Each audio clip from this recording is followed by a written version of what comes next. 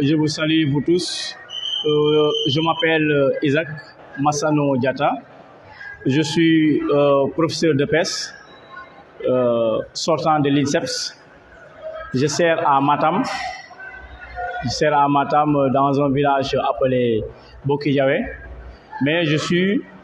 de Ziguinchor, ici à Lindiane. C'est seulement, nous savons tous que nous sommes dans des moments où on doit élire nos dirigeants au niveau des communes. Je veux dire par là le maire. Et que on s'est rendu compte que les jeunes sont lésés. À chaque fois, ils sont dupés. On dit qu'ils ont un programme alléchant pour les jeunes et ils ne respectent pas leurs paroles. Surtout la commune de Ziguinchor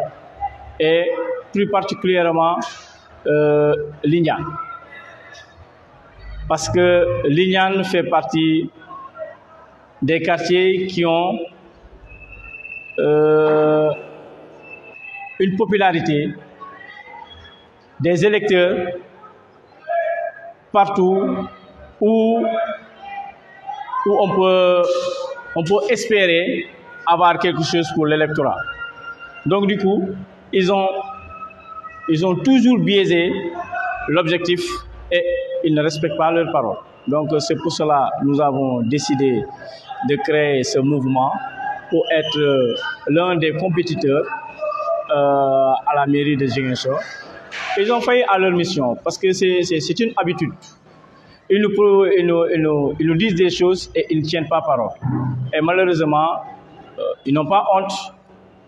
de revenir. À chaque fois, ils ne respectent pas leurs paroles, mais ils n'ont pas honte de revenir. C'est pour cela que ce mouvement est né pour ça. Et on l'a intitulé Impec. Comme à chaque fois, si tout va bien, on dit que le nice Impec. Donc, c'est sur ce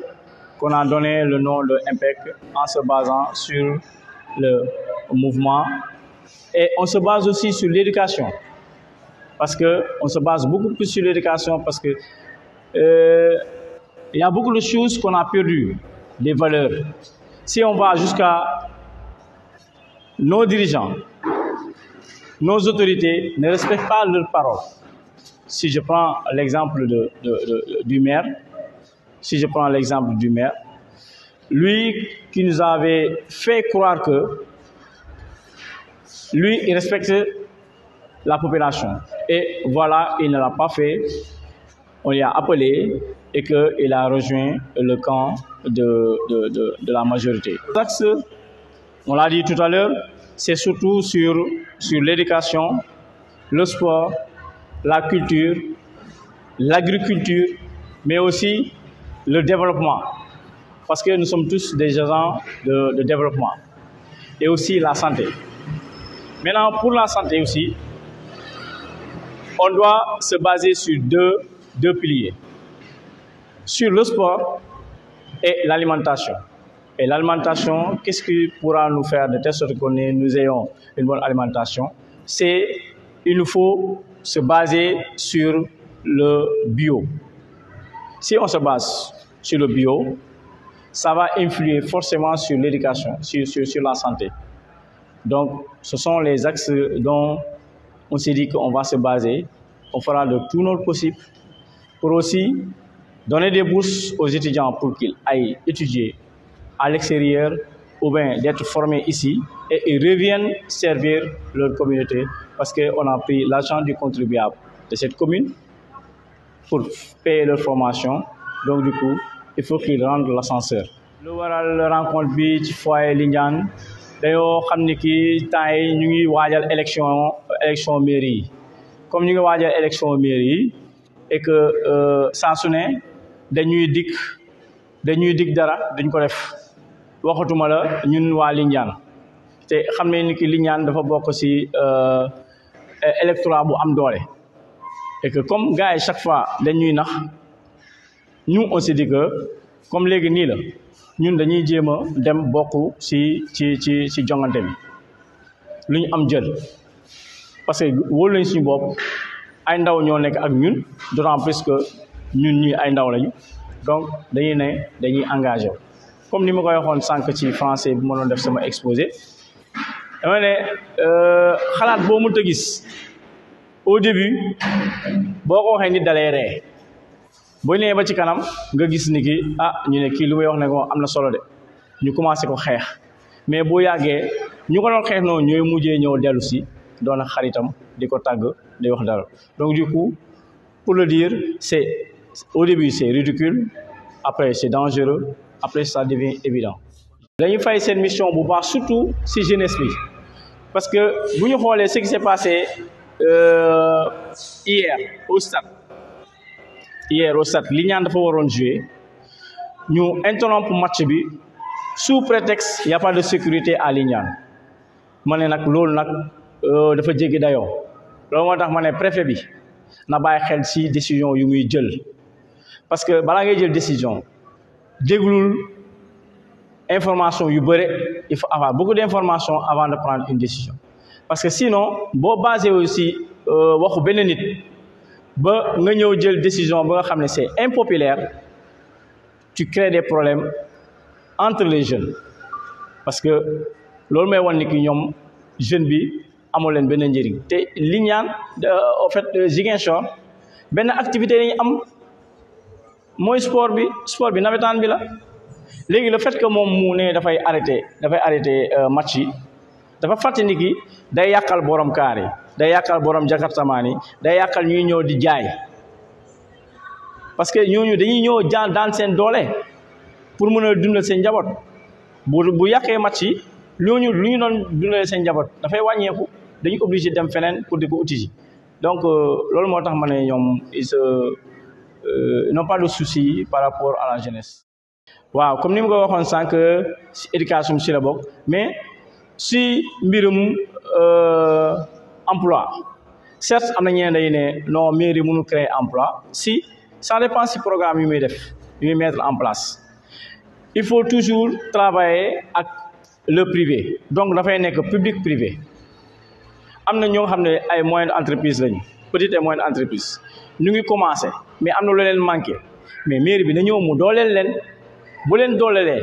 léegi après ñooñu daf leen bu mu leen joxee financement ma dooleel leen vous serez obligé ngeen jël ay nit pour créer l'emploi mais ñoom loolu duñ ko def léegi ñuy imposer ñooñu pour ñuy fay seen taxe ñooñu fan la ñuy amee xaalis pour fay taxe ak dëkk bu metti bi ni Jakarta maan yaa ngi nii am na ko fi wax sànq ñoom ils se donnent ils font entrer dans les caisses de l'État de la mairie 27 millions par mois 27 millions par mois Jakarta maan au moins nañ leen jox gilet wala ñu jox leen casque boobaa ku solu casque léegi mën nga ko sanctionner mais yow joxoon nit ki casque te kooku mu ngi verser tout le temps après nga ñëw di ko imposer ay taxes wala non solul kii fayul mais loolu dafa rafetul mais marché yi tamit normalement là ñuy lal par terre muy taw nga lal par terre ci suuf mbalit nekk seen wet marché bu kot mbalit nekk seen wet loolu dañu ne ñun dañuy def de telle sorte que dañuy yokk marché yi dina am marché bi nga xam ne day nekk fruits et légumes rek lay jaay marché fruits et légumes kese lay jaay mu am beneen marché bi nga xam ne marché aux poissons certes am na bu nekk Budodi mais dañ koy defaraat de telle sorte que day am ay chambre froide yi nga xam ne produit du yàqu léegi tamit am na beneen bi nga xam ne comme temps yi géej bi neexul tubaab bi ñëw nañu jël suñu jël yëpp mais am nañu géej ñu yar ay jën bu boobaa on va investir ça au niveau du marché local donc yooyu ñoo nekk suñu yéene et on sait que c'est possible ak agriculture bi ak mbalit bi parce que imaginez dans tout Ziguinchor xawma ñaara wa ñett oto mbalit moo am donc